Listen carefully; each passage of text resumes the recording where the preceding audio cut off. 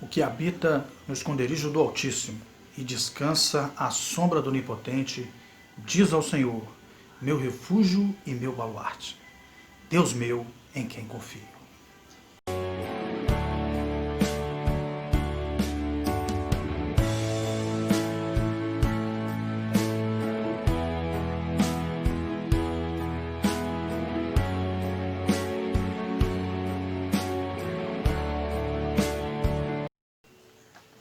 O princípio do Salmo 91, versículos 1 e 2, nos falam de dois atributos que são exclusivamente de Deus. O que habita no esconderijo do Altíssimo. O que quer dizer que Deus não tem ninguém do lado dele e nem acima que ele precise prestar contas. E por isso mesmo ele é soberano sobre todas as coisas. E descansa à sombra do Onipotente, ou seja, aquele que tem todo o poder. Nós somos exatamente o contrário disso. Somos extremamente limitados e frágeis. Quantas vezes a gente vê aí pessoa que está vivendo ou andando no seu cotidiano livremente, de repente tropeça, cai, vai parar no hospital. O ser humano é frágil, é limitado. Nós precisamos de estar sob a proteção daquele que pode todas as coisas. E por isso mesmo, o salmista, aqueles que escreveu o Salmo 91, e o Salmo 91 é um salmo que não nos mostra quem foi o seu autor. Vários salmos, a gente sabe, tem salmos de Davi, salmos de diversos autores, mas esse salmo não traz o seu autor. E ele, neste momento, está fazendo para nós uma comparação da proteção de Deus sobre a vida do seu servo, que é por ele comparado aqui ao refúgio do baluarte. E o que era o baluarte? O baluarte era essa construção mais alta, destinada a proteger a cidade, a população, o exército.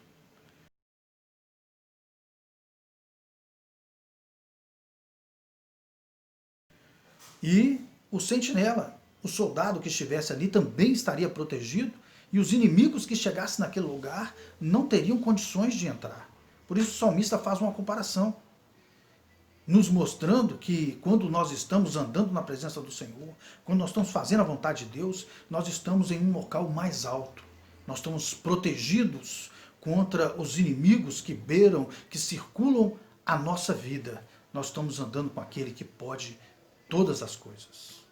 O versículo 3 começa nos trazendo a seguinte afirmativa: pois ele te livrará do laço do passarinheiro.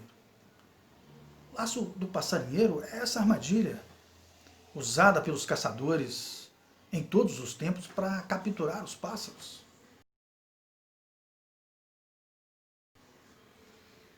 E neste momento aqui, ele nos traz um alerta a respeito das armadilhas da vida. Quantas vezes as pessoas caem em armadilhas na sua vida e fazem algo que não devia?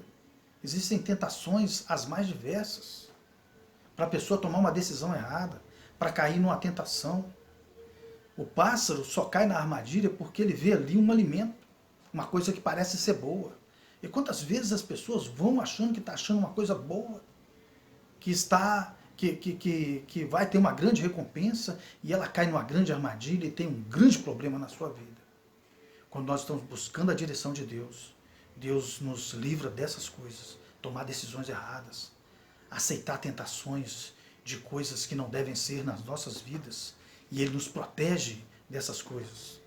A segunda afirmativa deste salmo, do mesmo versículo, ele te livrará do laço do passarinheiro e da peste perniciosa. Essa peste alegada aqui era uma coisa que afligia muitas pessoas naquele tempo, naqueles tempos, nos tempos antigos. Porque se hoje nós estamos passando aí por uma pandemia, e essa pandemia está atingindo o mundo todo, milhares de pessoas infelizmente faleceram, muitas pessoas prejudicadas das mais diversas formas, empresas. Se nós estamos sofrendo, se a sociedade está sofrendo com isso, nesse momento, imagine nos tempos antigos, onde não se tinha recursos, eles não sabiam o que eles estavam enfrentando e nem como enfrentar. essas coisas. O pânico era geral naqueles tempos. Mas as enfermidades e as pestes que atingiam a sociedade muitas vezes tinham uma conotação de ser uma punição de Deus pela rebeldia humana. O homem mesmo, com suas atitudes, com a sua malícia, com a sua rebeldia, traz essas coisas. Quando a gente age errado, a gente não traz coisas ruins para a gente. Infelizmente, a gente tem que orar muito por essa sociedade, a sociedade que nós vivemos, porque nós temos visto a rebeldia das pessoas, temos visto as más atitudes, temos visto os valores que são contra Deus e contra a sua palavra. Por último, no versículo 3, ele nos diz o seguinte: e sobre suas asas estará seguro.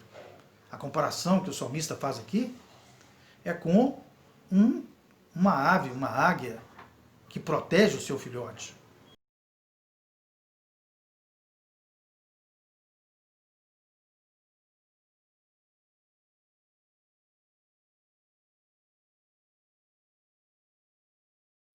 E sobre suas asas estarás seguro. A comparação que o salmista faz aqui é com a proteção que um pássaro dá para o seu filhote. Como nesse caso, uma águia aí protegendo o seu ninho, e o filhote não tinha nem nascido, ela estava ali chocando o ovo e o predador já está ali em volta para tentar pegar ali uma presa para se alimentar. E ali, então, aquela ave está defendendo aquele ninho. Mais uma vez, o salmista está nos falando, está nos mostrando que um predador ele pode passar pela proteção de um pássaro, de uma mãe, de uma ave, mas com certeza não passará pela mão de Deus. Dos versículos 5 a 8 do Salmo 91, nos traz uma realidade semelhante à dos soldados nas guerras. E ele começa dizendo: não te assustarás o terror noturno. O terror noturno é algo que acomete as pessoas, especialmente os soldados nos campos de batalha. Eles dormiam muito pouco e muitas vezes, quando dormiam, acordavam com pesadelos, sonhando que o inimigo estava atacando. Nem da seta que voa de dia. Se não se assustarás o terror noturno, você também não se assustará da seta que voa de dia. As flechas no campo de batalha traziam grande perigo para os soldados e os exércitos, e muitas vezes dizimavam muitos deles. Na sequência, nem da peste que se propaga nas trevas. As pandemias também eram uma grande preocupação dos exércitos, porque a história nos mostra que alguns exércitos foram dizimados por doenças que acometeram os soldados e se alastraram por todos eles. Então, todos esses eram motivos de grande terror para um soldado no campo de batalha. Cairão 1000 ao teu lado, 10.000 à tua direita, tu não serás atingido. Somente com os teus olhos contemplarás e verás o castigo dos ímpios. É muito interessante, porque neste ponto, esta realidade extrema da guerra, de ver os seus companheiros caindo, de ver muitos corpos no campo de batalha, é mostrada aqui que, diante de todas essas circunstâncias, o servo de Deus, ele pode declarar: olha, eu creio num Deus vivo. Eu creio que o Deus no qual eu acredito, ele está sobre todas as coisas, ele está acima das tempestades. Nos momentos mais difíceis da nossa vida, nós devemos manifestar a fé e a confiança que temos no Senhor. Não é o meu propósito aqui esgotar o assunto acerca do Salmo 91, nem trazer aqui uma abordagem exegética. Meu propósito aqui é trazer uma reflexão devocional e uma mensagem bastante simples para que cada pessoa que esteja acompanhando possa entender e acompanhar e refletir nas coisas de Deus. O Salmo 91 tem uma mensagem bonita e ao mesmo tempo também poderosa. Muitas pessoas pegam a Bíblia, colocam num pedestal e colocam no móvel da sua casa, na sala, na copa, ali no Salmo 91. E é muito bom ter a Bíblia em casa e mais ainda conhecer os textos que ela traz. Mas em última análise, não é isso que vai proteger você, que vai proteger a sua casa. Pode ter certeza disso. No final do Salmo 91, a partir do versículo 9, o texto começa a nos mostrar por que o servo de Deus teve a proteção. Por que o servo de Deus teve a resposta? Por que as coisas aconteceram na vida deste servo, o qual é mencionado aqui no Salmo 91. O versículo 9, ele começa a nos explicar isso. Ele nos diz aqui: pois dissestes, o Senhor é meu refúgio, e fizestes do Altíssimo a tua morada. Veja bem, você lembra que no princípio nós dissemos que o Salmo 91 nos convidava a vir para a presença de Deus? O que habita no esconderijo do Altíssimo, fomos criados por Ele para viver na presença dEle, não é mesmo? E descansa à sombra do Onipotente, o que nós dissemos no princípio. Pois agora, no versículo 9, ele está dizendo que a pessoa que fez tudo isso, os resultados foram esses que foram descritos. O livramento poderoso, a presença abençoadora, os anjos acampando, coisas extraordinárias e sobrenaturais acontecendo. Mas houve um preço a ser pago por aquele que quis buscar a presença de Deus. Há um preço a ser pago. E este preço é ter fé e confiança em Deus. Mas mais do que isso também, é preciso ter a atitude que essa fé e confiança nos chamaram a ter. Se você confia em Deus, então você realmente vai ir para a presença dele. Se você acredita nele, então você vai vir para a igreja. Se você crê que Cristo é o Filho dele, então você vai render-se aos pés do Filho de Deus. Esta é a mensagem. Há um preço a ser pago e muitas vezes o preço é que faz as pessoas refletirem. Eu, nos tempos que andei afastado dos caminhos do Senhor, eu tinha uma noção da palavra de Deus e eu sabia que se eu viesse a tomar uma decisão por Cristo, haveria um preço a ser pago. E eu tinha pequenos vícios, coisas que faziam parte do meu cotidiano, que eu não queria abrir mão. Eu queria continuar daquele jeito. Para mim estava bom, né? Mas eu entendia que não era isso que Deus queria para mim. E, de repente, não é isso que Deus quer também para você. Querido irmão, você que está nos acompanhando aqui agora. E quando eu tomei a minha decisão por Cristo, a primeira coisa que Ele fez, o Espírito Santo veio como se Ele tivesse tirado com a mão. Eu tinha um vício do cigarro. E eu tinha tentado parar muitas vezes. E nunca tinha conseguido, eu sempre acabava voltando. E aquele vício me deixou dependente e me deixou também um pouco sem palavra, porque eu dizia que ia parar, mas não conseguia. Eu ficava impotente diante dele. E foi a primeira coisa que Deus fez na minha vida. Porque do dia que eu professei Jesus na minha vida, eu fui liberto desse vício. E vou te dizer, toda vez que o Espírito Santo, toda vez que Deus faz algo na nossa vida, é aquilo que é melhor para nós. Veja só quantos anos tem que isso aconteceu. Mais de 20 anos atrás. E se não fosse por isso, a minha história teria sido fumando o tempo todo, até agora. E se eu não tivesse perecido já, se não tivesse trazido efeitos para mim, agora eu estaria sentindo isso. O acúmulo de toda essa nicotina de tantos anos estaria aí de novo. Né? Mas graças ao Senhor eu fui liberto. E assim como muitas outras coisas. Uma coisa que aconteceu comigo de imediato e outras coisas que aconteceram comigo depois. Mas eu entendi que existia um preço a ser pago. E toda vez que eu paguei esse preço de fazer aquilo que Deus queria, foi melhor para mim.